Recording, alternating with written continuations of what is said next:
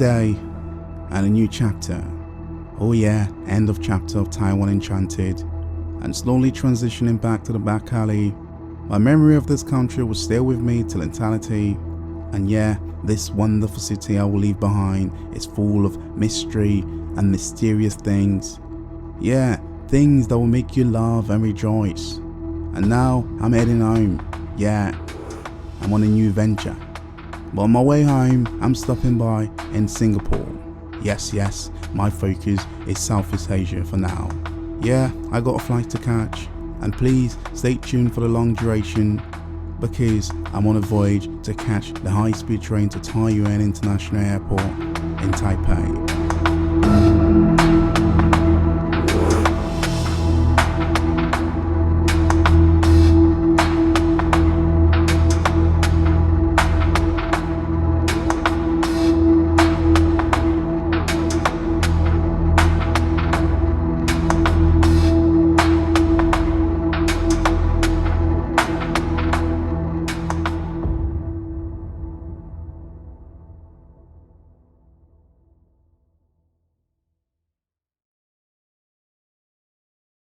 I'm leaving Asia, safest country, I'll say Taiwan, and I'm heading to Asia, richest and also safest country, Singapore. I would say I haven't been there for a while, maybe 3 years now. And I'll tell you what, I'm excited. I'm escaping the hot in the afternoon, and also when it gets around 10 in the morning, it gets super hot. Right now it's 25 degrees, it's alright, because when it gets to like 10 o'clock, the temperature tends to bounce up a little bit. So yeah, let's head to Singapore. I'm going to take the HSR.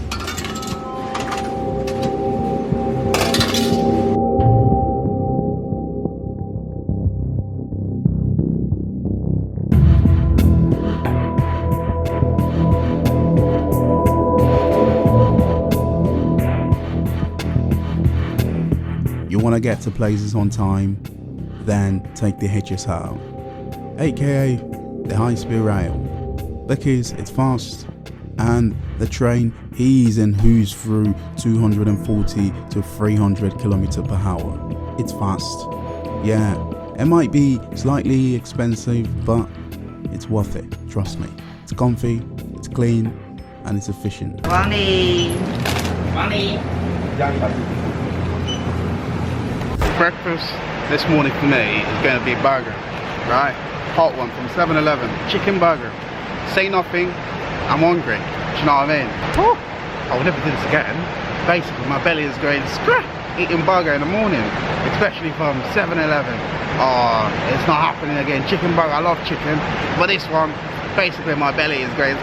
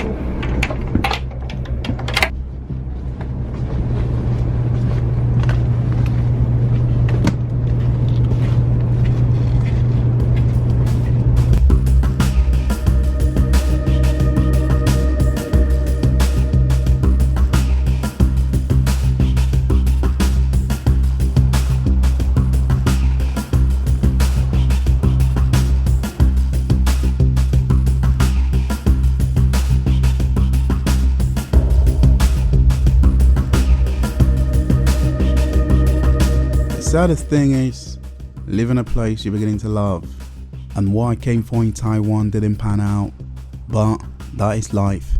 You win some, you lose some. I made it to Taipei, but I quickly realized I jumped on the wrong train. I'm not jumping on the MRT, I have to jump back on the high-speed rail because when I try to exit, because on my ticket it says Taoyuan, and it makes a lot of sense, I couldn't exit out, so I have to go and exit Taoyuan because the train I took, basically it doesn't stop at Taoyuan, so I had to connect and take another one. Ladies and gentlemen, please wear a face mask during your journey. You may enjoy your meal while maintaining social distancing, or if the passenger next to you is wearing a mask, please put on your face mask after finishing your meal. Thank you for your cooperation. The thing is, you jump on the wrong train, you try to exit, there's no way. You have to exit at the train station on your ticket. Lucky for me, from Taipei to Taiyuan, it's only one stop.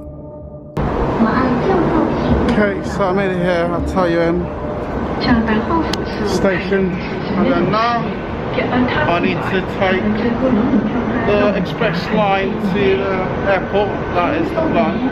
Alright, let's do it. My memory is still fresh, and this is the city where I did my quarantine. Now taking the airport MRT. So I need to catch the MRT to the airport. Tired, absolutely knackered. Okay, let's buy a ticket.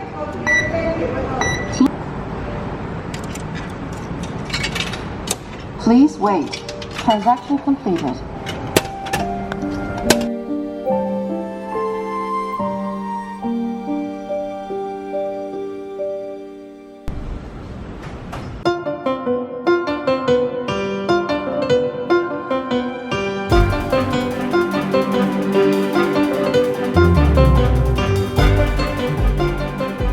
With strict border control, no foreign tourists are allowed to enter Taiwan. But my situation is special due to bad contract terms, and I said to my employer in a North American accent, "See you later, alligator." Okay, I'm kidding. As you can see on my right, there are many people actually checking in. It's quite sad, isn't it, to see this? So when I check on the board, not a lot of them flight coming in are not actually leaving the country. My first time flying with a budget airline here in Taiwan to a different country, and this is FlyScoop. Long wait, and most of the flights coming in Taiwan are mostly cargos. Finally got my boarding pass, and I'm leaving Taiwan. I actually thought they were going to let me out, but I got my boarding pass, so I check in. Basically, they asked me, "You don't have a multiple entry, right? ALC." And I was like, "No, because I came here to work, basically, and I don't like the contract terms, so that's why I didn't sign it, and I just explore in Taiwan for a couple of weeks." I think one of the workers there went to the head or the supervisor, and then they check it, it was like, "Oh, you're clear." Yeah, right, run away from a dodgy contract terms, and I'm through security check. This is it, the last waiting spot of my way out of Taiwan. Oh, let's reflect. I'll miss this place.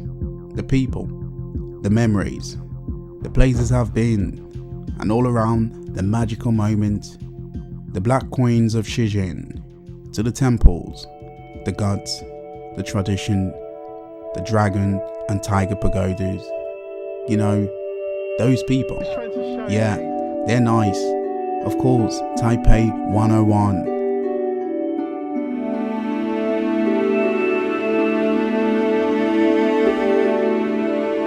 The Elephant Mountain, you know, the motorbike everywhere you look around, you see them. And all of this, it's life of Taiwan. Oh, my flight has arrived, and you must be on time. Too late, sorry mate.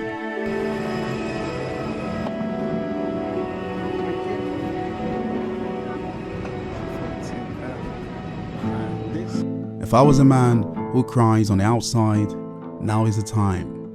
While I cry inside, looking out from my window, and I see my last glance of Taiwan.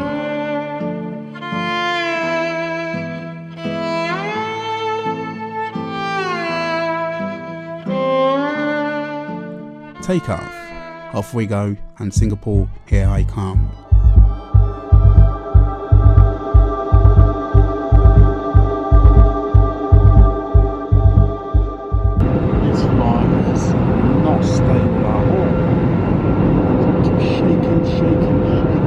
High turbulence, and this flight is shaking as hell. My belly is trembling.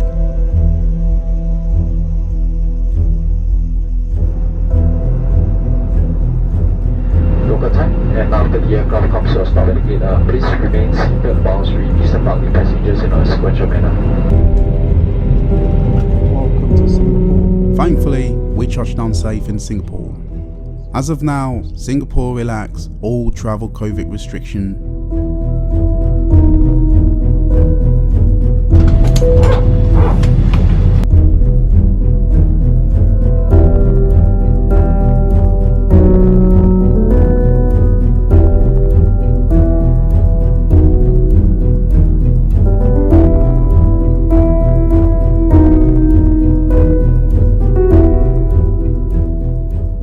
Of course, you do the obvious. You do the pre-departure arrival form, and here you go.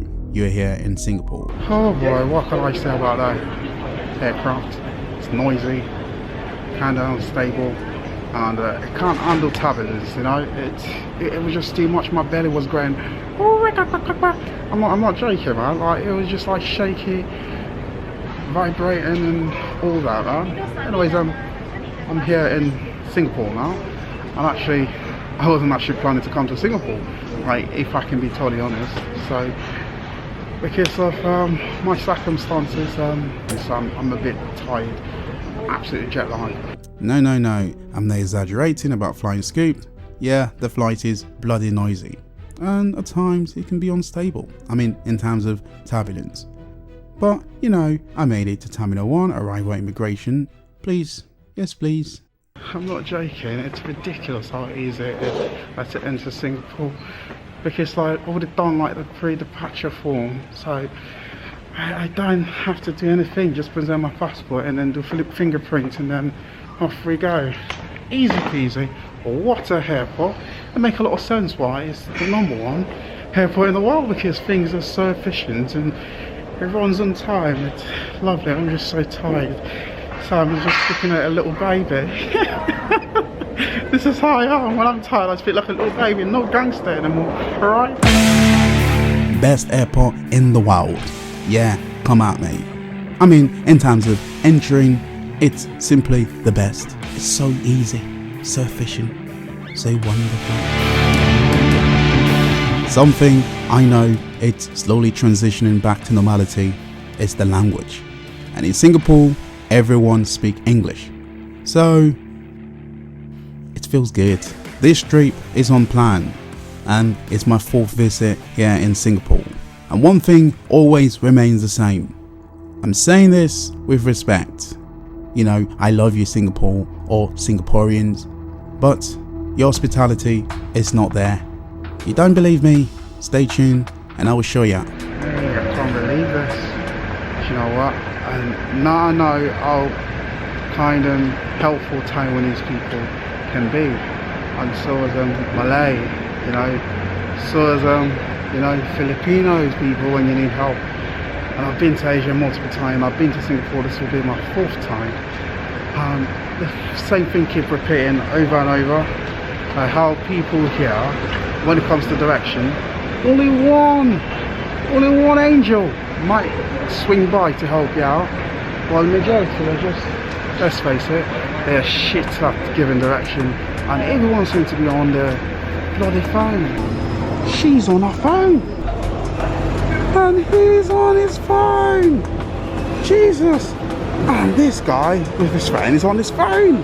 Yeah, go ahead, call me names. Guess what?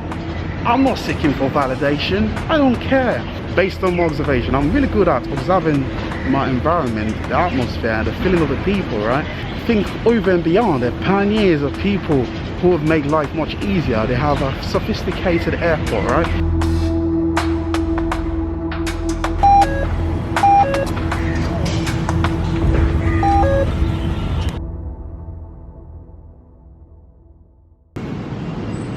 In Singapore, everyone on their phone. Maybe the pandemic have changed things for the worst. I mean, everyone is constantly texting, head down, never look up. I think Singaporeans at this point, no one looks up, and the unfriendliness is unbearing. No, I'm not trying to pretend as if I'm an angel, as if I don't use my phone. I do, but at this point I have no internet. Maybe you may say because you don't have internet, But trust me, social media for me is like nothing. I don't crave for it, I don't seek validation, and in fact, I don't have no social media present. You don't believe me? Check my channel. You don't see Instagram, Twitter, Facebook, or TikTok, God forbid. But in Singapore, it seemed like everyone on their phone, either watching, texting, or playing games. You know, it's a bit sad, you know. Is this the revolution of Singapore? Everyone on their bloody phone. No one is looking up. Jesus, on our phone. On our phone. Yeah. Sorry. Sorry. Basically, every single one on their bloody phone. He's on his phone. I'm on our phone. And she's watching something on her phone. I'm not making this thing up. This is not staged. This is real. Everyone constantly on the phone. It makes you feel scared, like to hug someone for direction. Because everyone is looking down. They're not looking up. What happened in Singapore? What? Why? I don't understand why. It's not good. Like, please don't copy the Western life. Western life is shocking. I'm telling you, people are depressed. They're going mental in the West, right? Because of social media and all that. It's mad. In today's world, people easily get hungry. You say one or two things someone might not like. Guess what? Cancel culture. You know, for me, I say things based on the way it is, like it or not. But in Singapore, based on the way things are going, I think it's not pretty.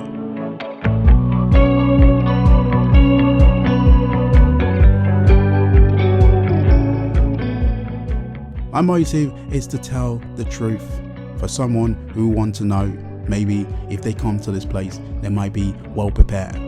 Maybe I want things to change for the good. I don't hate Singapore, but based on the way things are going, I think it's unbearable. Probably might say, but it's COVID time. People are not allowed to talk to each other. No, it's not an excuse, my friend. I've been here multiple times, and I tell you what, every time I come to Singapore, it's the same old shit. Literally, they're always on their phone. No one is talking to each other. It's not a great place to travel at times, man. There are layers of reason why people in Singapore mood and unfriendliness might discourage foreigners to leave, and to leave fast. Honestly, there ain't no time to play or mess about in Singapore. Time is extremely key, and to keep up with the pace of cost of things, renting or owning a car is ridiculously and beyond reach for most Singaporeans. On top of that, you have demanding bosses at work that always and constantly piling pressure to deliver. It's a toxic place at times.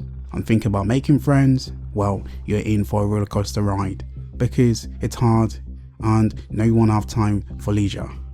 So you ask me, why foreigner leave Singapore? Well, it's small and not many options of places to visit to release stress. And all of these make Singaporeans on the first glance look unfriendly. But I know there are good people here, but it will take some time to find. Singapore, I love you, but the mood has to change, and has to change fast. Based on all my experience in traveling to this place, it's so hard to make friends with the locals. Oh, have this in mind. I've made a friend with a Singaporean way back in 2018, but he no longer lives in Singapore. He lives in Cambodia. Maybe I miss my good old friend. I believe, but where to? I never wanna know. Hey.